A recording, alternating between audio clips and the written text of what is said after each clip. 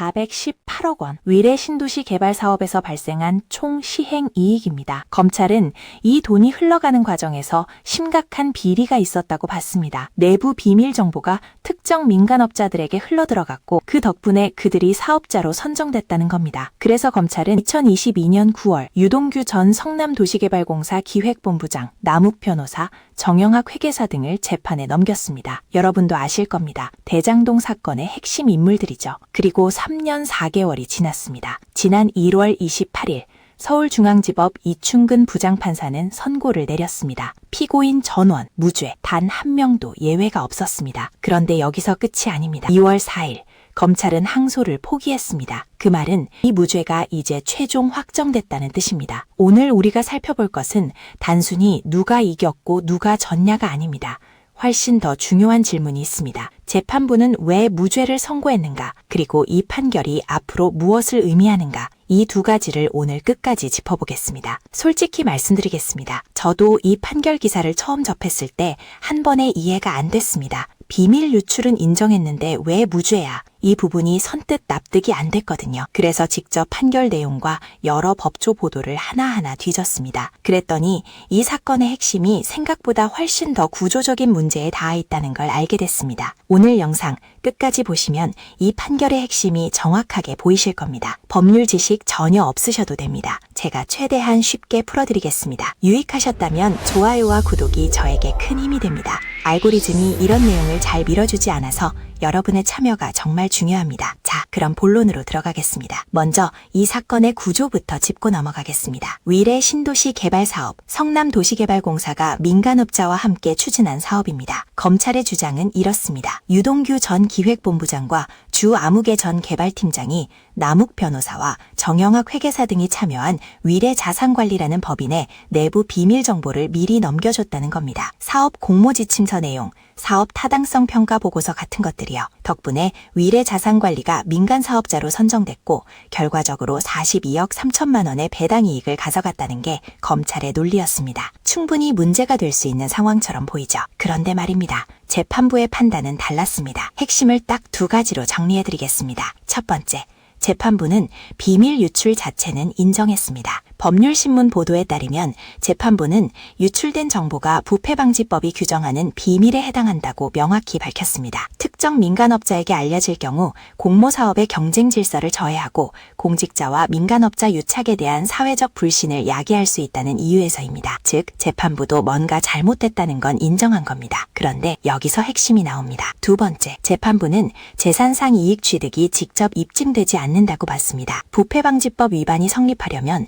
비밀을 이용해서 재산상 이익을 취득했다는 것이 증명되어야 합니다. 검찰은 그 재산상 이익으로 배당 이익을 지목했습니다. 그런데 재판부는 이렇게 판단했습니다. 배당 이익을 실제로 받으려면 성남시의 계획 승인, 각종 심사, 분양, 아파트 시공까지 수많은 후속 단계를 거쳐야 한다. 비밀 정보를 받은 것과 배당 이익을 받은 것 사이에 인과관계가 너무 멀고 간접적이다. 쉽게 비유해드리겠습니다. 금고 열쇠를 몰래 훔쳤습니다. 그런데 검찰이 이 사람이 금고 안에 있는 현금을 훔쳤다고 기소한 겁니다. 재판부는 열쇠를 훔친 건 맞는데 그 열쇠로 실제 현금을 꺼냈다는 직접적인 연결이 증명이 안 된다고 본 겁니다. 그런데 여기서 굉장히 중요한 대목이 있습니다. 재판부 스스로 이렇게 밝혔습니다. 비밀을 이용해 사업자 지위를 취득한 것 자체를 재산상 이익으로 볼 여지가 있다. 열쇠를 훔친 것 자체가 이미 이익 아니냐는 거죠. 그런데 검찰이 공소장의 그 부분, 즉 사업자 지위 취득을 재산상 이익으로 명시하지 않았습니다. 그러니 재판부는 판단을 내릴 수 없었던 겁니다. 법률신문 보도는 이 부분을 두고 검찰이 공소장의 범죄 수익 대상을 잘못 설정했다는 취지라고 해석했습니다. 이 지점에서 자연스럽게 하나의 질문이 생깁니다. 왜 검찰은 공소장을 그렇게 구성했을까요? 이 질문에 대해 현재 최소 3가지 해석이 나오고 있습니다. 첫 번째 해석은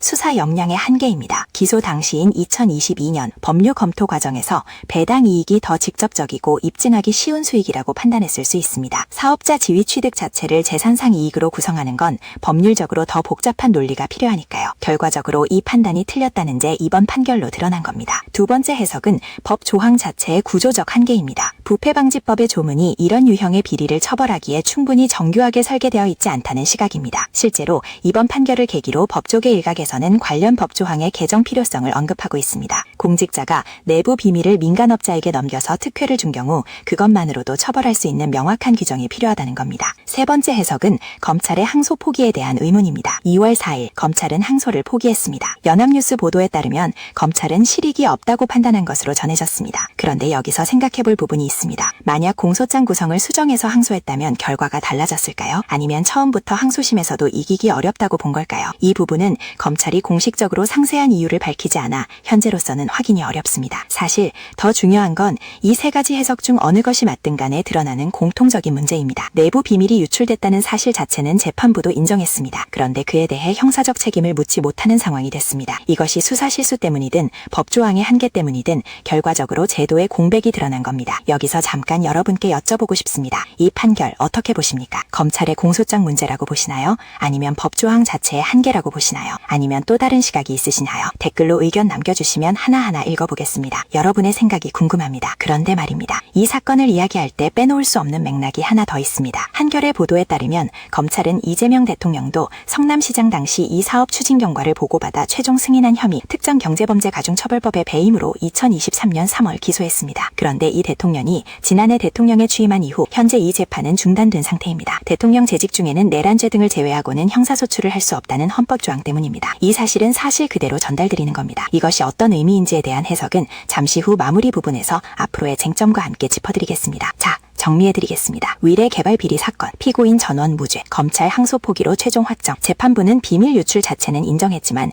검찰이 공소장에서 특정한 재산상 이익, 즉 배당 이익과의 직접적 인과관계가 입증되지 않았습니다. 재판부 스스로도 사업자 지위 취득 자체를 이익으로 볼 여지가 있다고 했지만 검찰이 그 부분을 기소하지 않아 판단하지 않았습니다. 이 사건 여기서 끝이 아닙니다. 앞으로 반드시 주목해야 할 쟁점이 세 가지 있습니다. 첫 번째, 이재명 대통령의 배임 혐의 재판입니다. 현재 중단 상태이지만 대통령 임기가 끝난 후 재개될 수 있습니다. 위례 사건의 이번 무죄 판결이 그 재판에 어떤 영향을 미칠지 법조계의 해석이 엇갈리고 있습니다. 두 번째, 대장동 사건 항소심입니다. 유동규, 남욱, 정영학은 대장동 1심에서 각각 징역 4년에서 8년을 선고받았습니다. 이번 위례 무죄 판결이 같은 인물들이 연루된 대장동 항소심에서 변호인 측의 논리에 활용될 가능성이 있습니다. 세 번째, 부패방지법 조항의 개정 논의입니다. 이번 판결이 법조항의 구조적 허점을 드러냈다는 시각이 법조계 일각에서 제기되고 있습니다. 앞으로 국회 차원에서 이 논의가 이어질지 지켜볼 필요가 있습니다. 저도 이 세 가지 쟁점에 계속 추적하겠습니다. 움직임이 생기는 즉시 분석 영상으로 찾아오겠습니다. 알림 설정해두시면 놓치지 않으실 수 있습니다. 이런 내용 알고리즘이 잘 밀어지지 않습니다. 주변에 공유해주시는 것이 가장 큰 힘이 됩니다. 끝까지 함께해주셔서 감사합니다.